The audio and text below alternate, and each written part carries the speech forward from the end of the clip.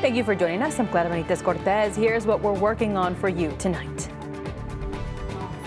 Nueces County just declared a water emergency. We explain how this proactive move could bring in more aid money.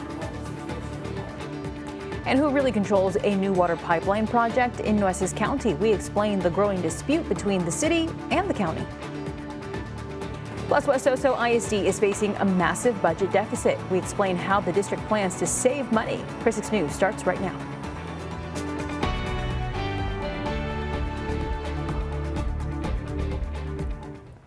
Nueces County is officially under a water emergency. Commissioners unanimously approved the disaster declaration this morning. The vote happened during Commissioners Court after being postponed yesterday. County Judge Connie Scott says a proactive move aims to help citizens. She hopes it will hold off a level 1 water emergency. The declaration matches the governor's emergency order. Officials say the move could open up additional funds for aid. County Judge Connie Scott called this a first step. She said other measures include a reduction in the amount of water used by the county. Another key piece of that water puzzle was tabled at Commissioners Court today, a discussion on the pipeline that will pump water from the western well fields to the Owen Stevens treatment plant. Now, the city projects the pipeline will be able to pump 24 million gallons a day starting in December. But the county says residents and commissioners have concerns about this pipeline. Corpus Christi Water says they will cooperate with the county, but that they don't need the county's approval. County Judge Connie Scott says their legal team is looking into that statement. I wasn't aware that it didn't need cooperation or approval from anything. It seems like that there's always been approval, and maybe that's a gentleman's agreement and maybe not necessary, but I guess we will find out because our attorneys will be looking at that as well. Nueces County Commissioners Court tabled the item on Thursday's agenda. Their next chance to discuss it will be May 13th. And the city of Portland is taking matters into its own hands to secure a reliable water supply. Mayor Kathy Scarrow delivered her final State of the City address today. She announced the city is moving forward with a reverse osmosis groundwater project. The system will supply 3 to 5 million gallons of water a day. The city just finished its request for qualifications to find a company to build it. Mayor Scarrow says leaders have planned for this moment for 5 years. We don't see any rain and long-term relief, so at some point we have to do something to protect the city of Portland. Well, the mayor expects the project to take about 180 days. She says there is enough water in the short term for residents and businesses. Scarrow is stepping down to spend more time with her family after serving mayor since 2018. Well, the city of Corpus Christi has sold out of its rain barrels, but don't worry, I have some good news. More are on the way. On Monday, I told you about the city getting a shipment of 500 rain barrels. I checked in again today, and they told me they sold out in a matter of days. The next shipment of 500 is scheduled to arrive by next Friday, April 8th. May 8th. We will continue to update you on air and also online.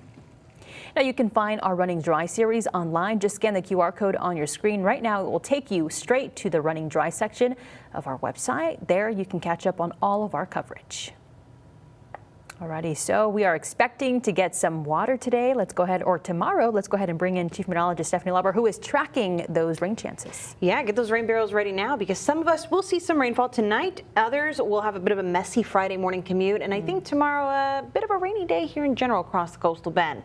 We're at the mercy of a cold front and it's late spring, so it's not a simple one. But let's talk about the situation at hand as it goes with our drought because it's Thursday. So here's the update. This is last week's situation with the drought, where we had a lot of improvement in the northern third of the watershed, as well as here locally across our neighborhoods. As we look at today's update, not a whole lot of change across the coastal bend, nor really much change in our watershed. However, there has been some improvement in more parts of central and southeast Texas, which helps us out when it comes to the Colorado River and Lake Texana. And the numbers make sense when we look at our reservoir levels. So things have gone down at both Lake Corpus Christi and Choke Canyon. So our combined capacity has too. It's now at 7.7%, a small decrease. But Lake Texana actually went up quite a bit from 57.3% last week to 64.6% this week. So that is a very good step in the right direction, reflected both with the drought situation and the water levels. So let's take a look at more water coming our way. I've got a wider view of South Texas and Central Texas here, where some severe storms rolled into Austin a little while ago.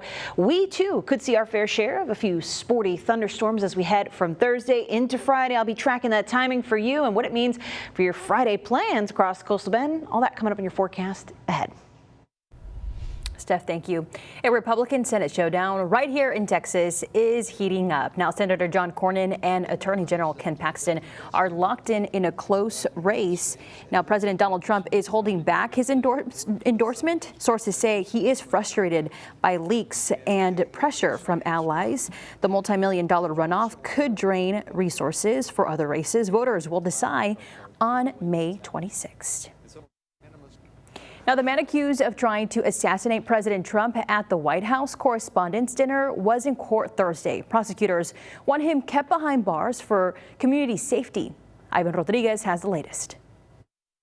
In a reversal of previous arguments, lawyers for the suspected White House correspondent shooter conceded Thursday to keep him in jail before trial. In a court filing laying out their argument for keeping Cole Thomas Allen in custody, prosecutors say Allen was planning the attack for weeks. He made reservations earlier in the month. He accumulated the weapons. There was a lot of planning and a lot of thought about this. On the day of the dinner, according to the filing, Allen left his room several times and searched for the president's schedule on his phone. At approximately 8:03 p.m., Allen took a photo of himself in his hotel room, showing weapons strapped to his body, the filing says. About 30 minutes later, Allen approached the security checkpoint a floor above the ballroom where the president and guests were seated. He then sprinted through the checkpoint to the ballroom. As Allen sprinted to the stairs, he raised the shotgun, and a Secret Service officer reported that he observed the man fire the shotgun in the direction of the stairs leading to the ballroom and in the direction of a Secret Service officer,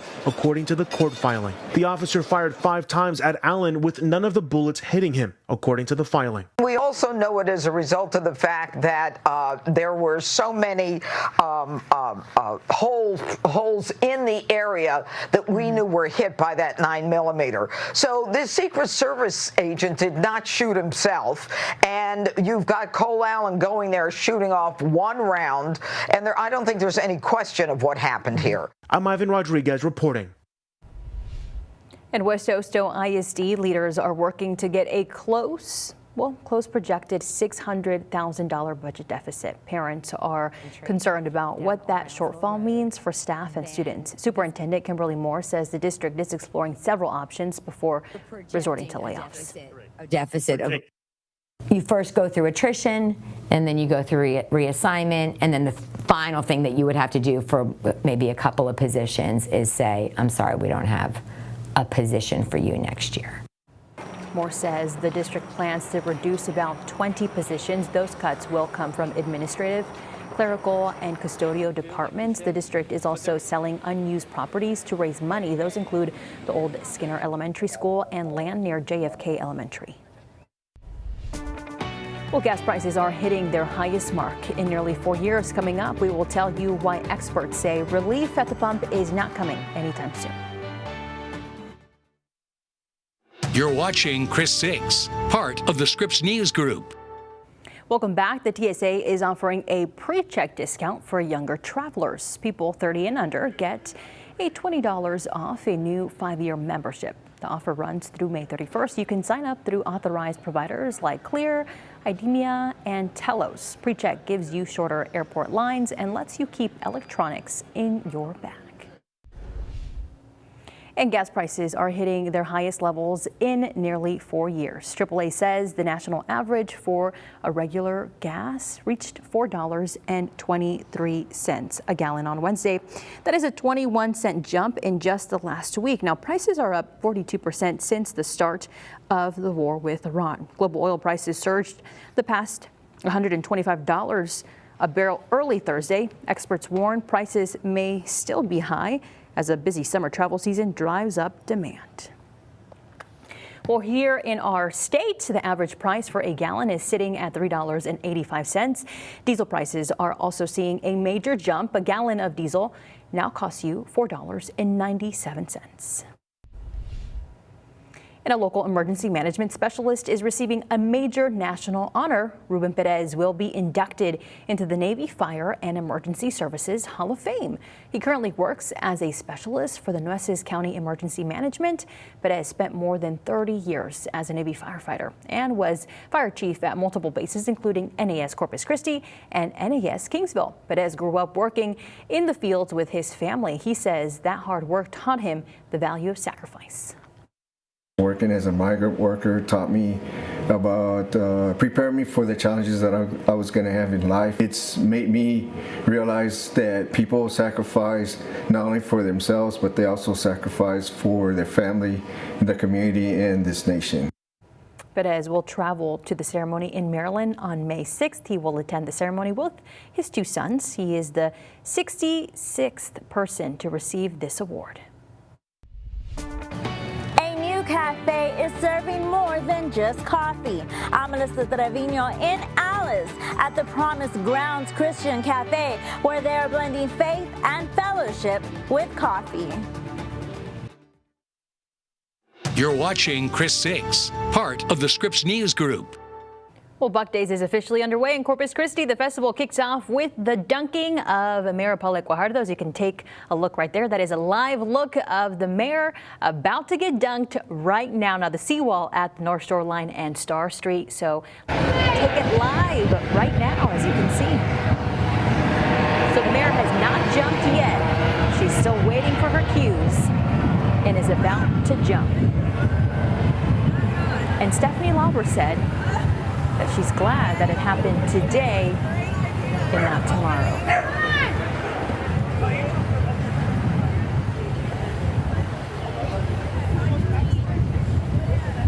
Getting cold feet out there? Probably. Good sport. Taking a quick pic. She's taking a quick picture. And now she's about to walk the plank. All right, here she goes. Should I say, there she goes. She's waving hello. What a great tradition to do this every year and be a good sport about getting dunked, huh? At least the water. I mean, did she get dunked or did you guys? She has to technically jump in, right? Right, there's an effort. No one's pushing her. She's got to walk Exactly. the plank. She's got to walk the plank. But it is very fortunate that at least that water is warmer out there. I think there's nothing. There we go. So they're cheering now. Alrighty. The pep talk. They're cheering walk the plank if you can't hear them.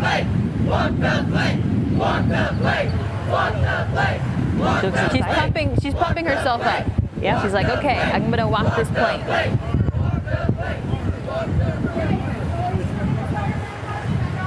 You know, anytime you're nervous, you always find, well, hold on, just a minute. But she's got saber in hand, ready to go. All right, I think she's ready. Oh wait, one more photo. One more selfie. One more selfie. I can't blame her. I think I'd probably do the same thing.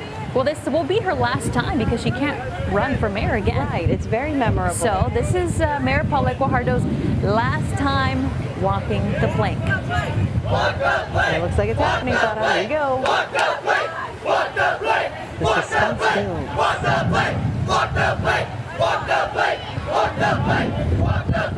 All right, did she get another countdown? Alrighty. Come on, Mayor. We're waiting. All right, here she goes. Here she goes. Running jump.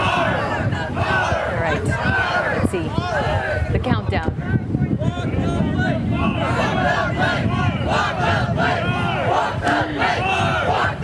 Somebody's feeling last minute lottery here with this procrastination. All right, we got to get going. Alrighty, let's go. Woo! Nice dive, and the mayor has walked the plank. Buck Days has officially started, Steph. That it has, Clara. What a tradition.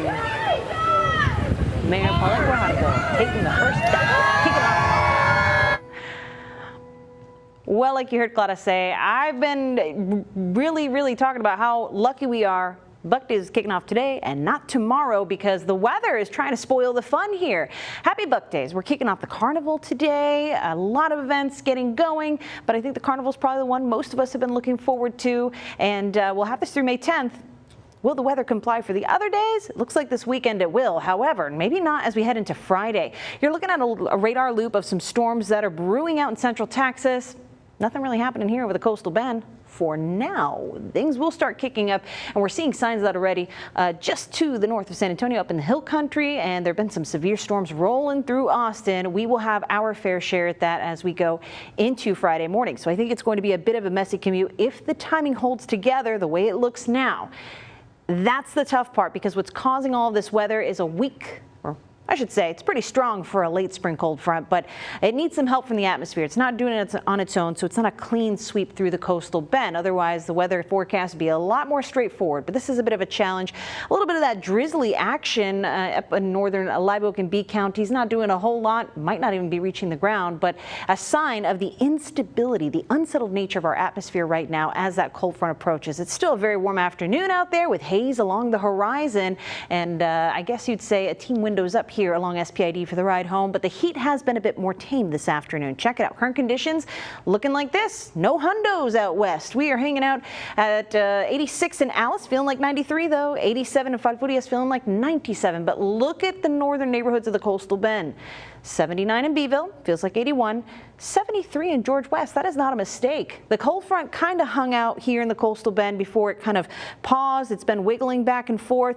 It will make its clean sweep through as we go into your Friday. So it is here, but it's not quite here yet, if that makes sense. And it's going to be bringing some rain before it clears all the way out through the coast and brings cooler temperatures from what you're seeing here. So some big changes on the way. Humidity actually will be one of those changes. It will be taking a dip for the weekend, kind of like what we just saw the mayor do, a quick plunge, and then we're right back at it for the start of next week. And I think that could also be a precursor for more rain as we head into the tail end of next week too. So if you're making Buck Days plans, take advantage of this weekend. All right, here's a look at where that front is hanging out now. Notice this is not a solid blue pointy line here, and it's not a cold front, it's not a warm front. This is a stationary boundary, meaning the cold front's lost some steam. And while all the warm air we've been dealing with rides above that cooler air at the ground level, that's what's kicking up the storms in central Texas. So when do we get our next batch of rainfall? That's the hard part to nail down, but it could look like this, where storms are rolling through our northern neighborhoods around 3 a.m.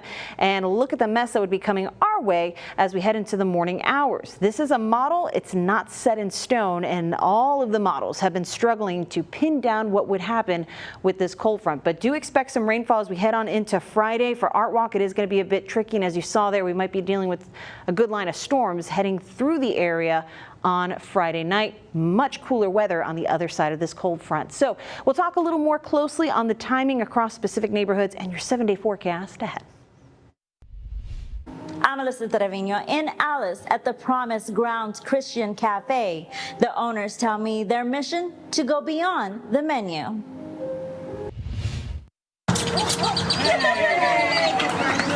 For Destiny Garcia, co-owner of Promise Grounds Christian Cafe, opening this business was more than just starting a business. It was a personal journey of faith. For the longest time, I've always had a push-pull relationship with the Lord. She tells me there was a time in her life when she struggled deeply, especially after she lost her grandfather. I was at a really low point in my life. I was just in a really bad space in my head.